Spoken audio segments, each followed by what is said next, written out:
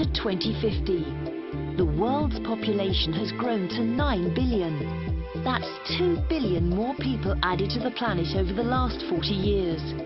In addition, millions of people are enjoying a better standard of living, so energy demand has shot up, doubling our current rate.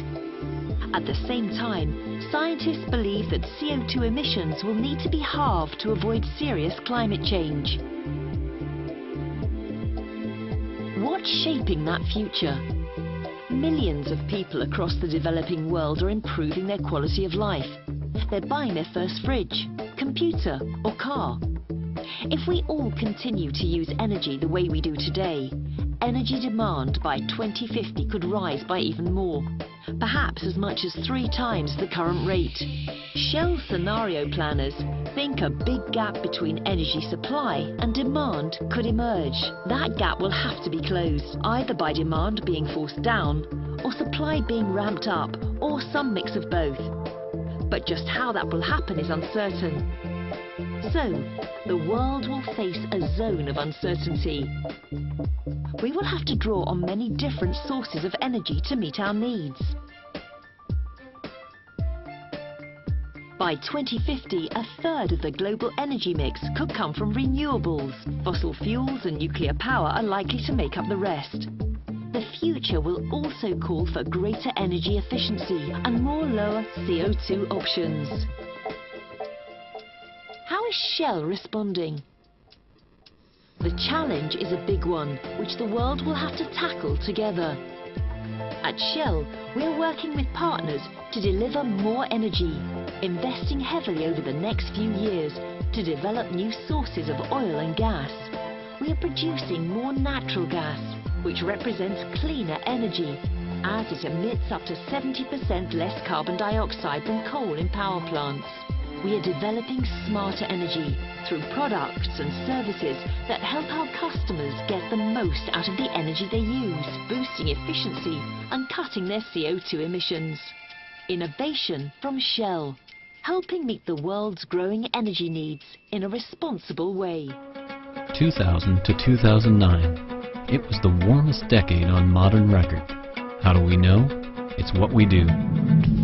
NASA has satellite missions monitoring climate. They're up there right now, gathering data, analyzing trends, and sharing both raw data and results with everyone for free.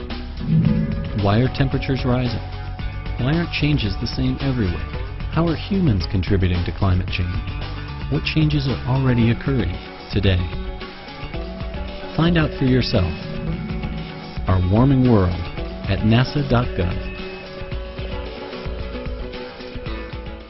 Climate scientists at NASA's Goddard Institute of Space Studies, or GISS, just released a new analysis of global average temperatures showing that 2009 was tied as the second warmest year ever recorded. And looking just at the southern hemisphere, 2009 even broke the record as the warmest year ever in this half of the world. In fact, 2009 was virtually tied with 5 other recent years in its position as second warmest on record: 1998, 2002, 2003, 2006, and 2007, and it was only a fraction of a percent cooler than the warmest year, 2005. Yet when looking at global temperatures over a longer time frame, these scientists found a persistent warming trend over the past 3 decades, with the average global temperature increasing by roughly 1/3 of a degree Fahrenheit per decade. This past decade, from 2000 to 2009, was the warmest yet. And when looking back all the way to 1880, the year when precise temperature record-keeping began, scientists observed about a 1.5 degree Fahrenheit rise in global temperature. There are already beginning to be effects of 1 or 2 degrees warming, and if we get 5 or 10 degrees warming several decades downstream, there will be huge effects. GISS scientists came to these results after analyzing information from 3 sources: data from more than 1,000 weather stations around the globe, satellite observations of sea surface temperature, and measurements from Antarctic research stations. So what's the cause of this long-term warming trend? While there are several natural processes that can cause subtle climate warming or cooling, like variations in solar activity, fluctuations in ocean currents, and volcanic eruptions, Climate scientists believe that the rising levels of carbon dioxide and other greenhouse gases are the dominant factor driving the rise.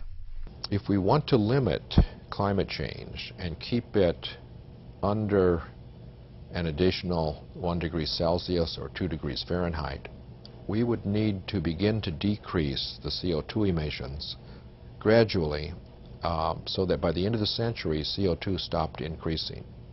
So while 2009's temperature may not have been the global record breaker, it is in line with the long-term trend, telling scientists that the planet is getting warmer.